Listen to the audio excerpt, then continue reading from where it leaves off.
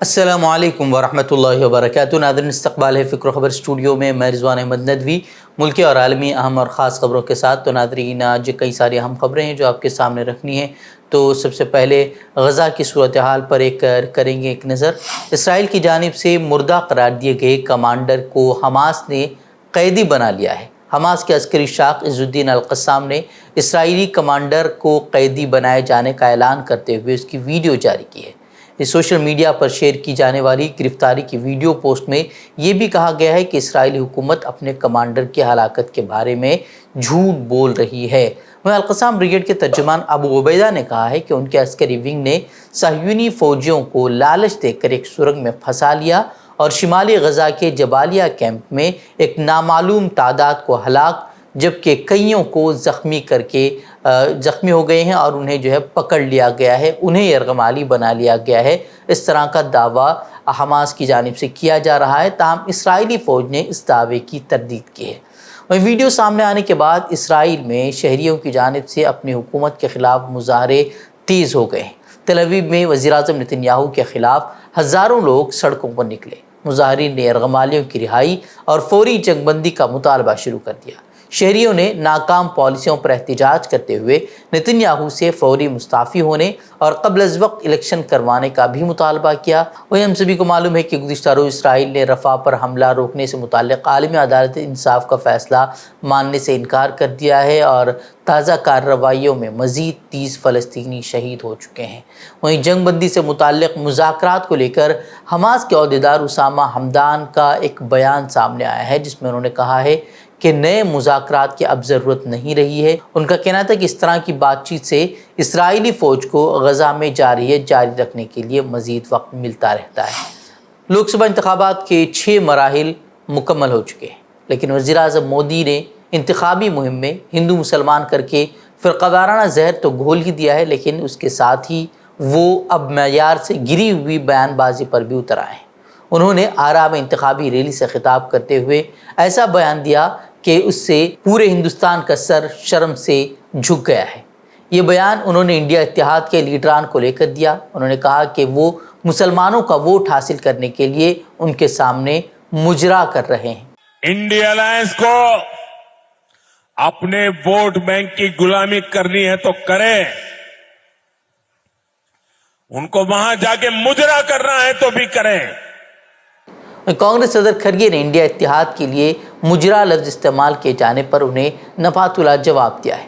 کھرگے نے وزیر اعظم کو عہدے کا وقار قائم رکھنے کی نصیحت دیتے ہوئے کہا کہ ان کی زبان پر ایسے الفاظ زیب نہیں دیتے۔ انتخابات کے وقت مودی جی کو میم سے مٹن یاد آتا ہے، میم سے مچھلی یاد آتی ہے، میم سے مغل یاد آتا ہے، میم سے منگل سوتر یاد آتا ہے، میم سے مجرا تو یاد آتا ہے، لیکن میم سے مریادہ یعنی کہ وقار یاد نہیں آتی، جو کہ وزیر اعظم کے عہدے کے لیے ہونی چاہیے۔ دیش کے پردھان منتری ایک سٹیٹسمین لائک ان کی بات ہونا چاہیے، لیکن بھڑکانے کی بات بہت کرتے ہیں۔ ہندو مسلمان کی بات کرتے ہیں، کاسٹ میں جھگڑا لگانے کی بات کرتے ہیں، دلت آدیواسی کا رکشن کا انہوں نے اب بھی ڈاؤٹ آئے۔ ارے یہ تو سمویدھان میں ہے۔ آپ سمویدھان میں جو چیزیں ہیں ان چیزوں کو آپ ایک ایک کر کے نکال رہے ہو اور ان کو وہ سہولتیں دینے سے انکار کر رہے ہو، اسی لیے ہم لڑ رہے ہیں۔ ووٹنگ کے اعداد و شمار کے سلسلے میں اٹھنے والے سوالات سے اب تک پلہ جھاڑنے والے الیکشن کمیشن نے شدید تنقیدوں اور سوالات کے بعد بالآخر گزشتہ 5 مرحلوں میں ہونے والی ووٹنگ کے مکمل اعداد و شمار جاری کر دیے ہیں، لیکن اپنی خجالت مٹانے کے لیے کمیشن نے کہا کہ اسے عدالت کے فیصلے اور تبصروں سے تقویت ملی ہے۔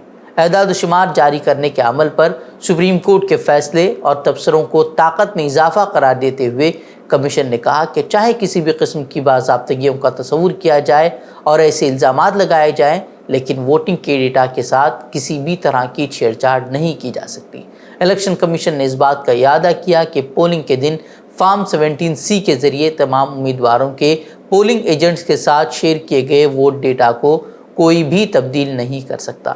کمیشن نے سنیچر کو جاری کردہ اپنی پریس ریلیز کے ذریعے 5 مرحلوں میں ہر ریاست اور مرکز کے زیر انتظام علاقوں کے مختلف پارلیمانی حلقوں میں ووٹروں کی تعداد، ڈالے گئے ووٹ اور ووٹ فیصد کا ڈیٹا جاری کیا ہے۔ ریلیز میں کہا گیا ہے کہ فارم C-17 کے ذریعے ووٹ کا ڈیٹا تمام امیدواروں کے پاس دستیاب ہوتا ہے۔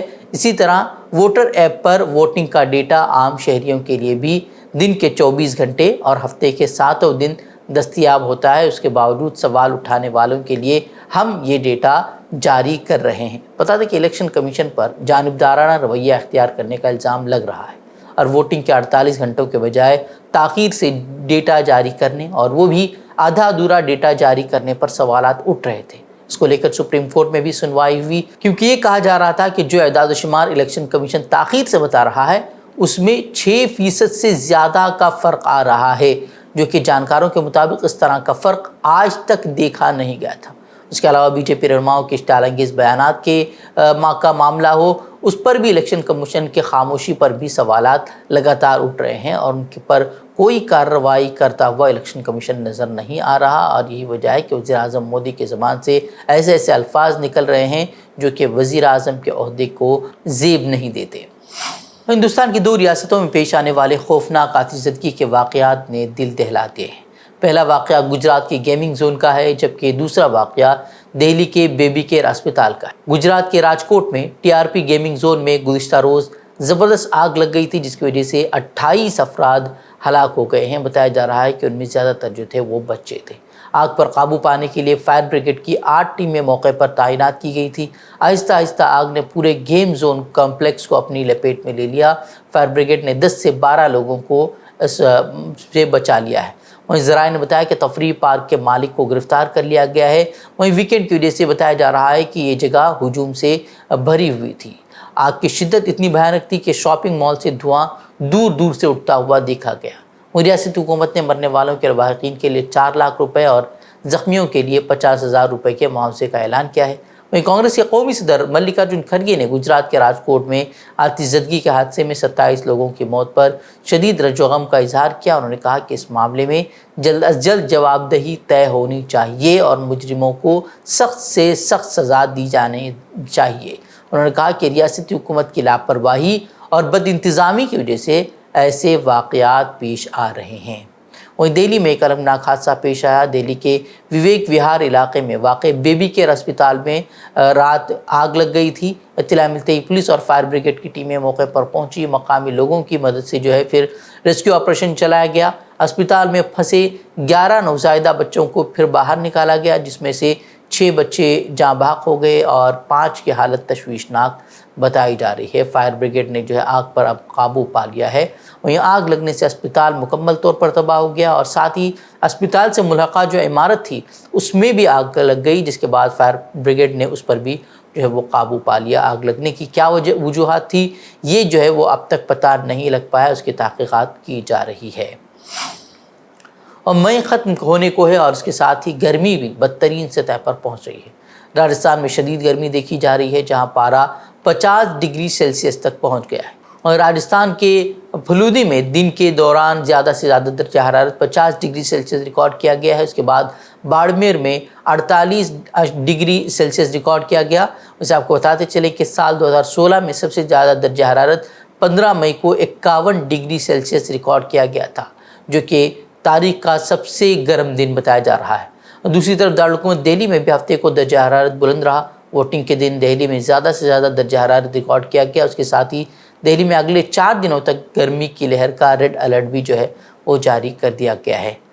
جموں کشمیر کی سابق وزیر اعلیٰ اور اننت ناگ رجوری پارلیمانی حلقے سے پیپلز ڈیموکریٹک پارٹی کے امیدوار محبوبہ مفتی نے حکومت پر انتخابات میں دھاندلی کرنے کا سنگین الزام عائد کیا ہے۔ انہوں نے کہا کہ اعلیٰ حکام کے اشارے پر ان کی پارٹی کے پولنگ ایجنٹس اور کارکنوں کو لوک سبھا انتخابات سے قبل ہراساں کیا گیا۔ محبوبہ مفتی نے سیدھے طور پر LG انتظامیہ کو انتخابات میں دھاندلی کے لیے ذمہ دار قرار دیا۔ انہوں نے کہا کہ ووٹنگ سے عین قبل PDP کے کارکنوں کو حراست میں لیا گیا تاکہ پارٹی کو انتخابات میں جیتنے سے روکا جائے۔ انہوں نے کہا کہ اننت ناگ میں ایسا کوئی بھی پولیس اسٹیشن نہیں ہے جہاں PDP کا کوئی کارکن بند نہ رکھا گیا۔ انہوں نے کہا کہ یہ سب کچھ LG کے اشاروں پر کیا جا رہا ہے۔ 2024 لوک سبھا انتخاب اپنے آخری مرحلے میں پہنچ چکا ہے۔ 1 جون کے بعد انتخابات مکمل طور پر ختم ہو جائیں گے، لیکن انتخابات کے اختتام کے ساتھ ہی مسلمانوں کو ریزرویشن کا معاملہ بھی گرم ہوتا جا رہا ہے۔ خاص طور پر بی جے پی کی جانب سے مسلمانوں کو ریزرویشن دیے جانے کو لے کر جم کر اپوزیشن جماعتوں کو نشانہ بنایا جا رہا ہے۔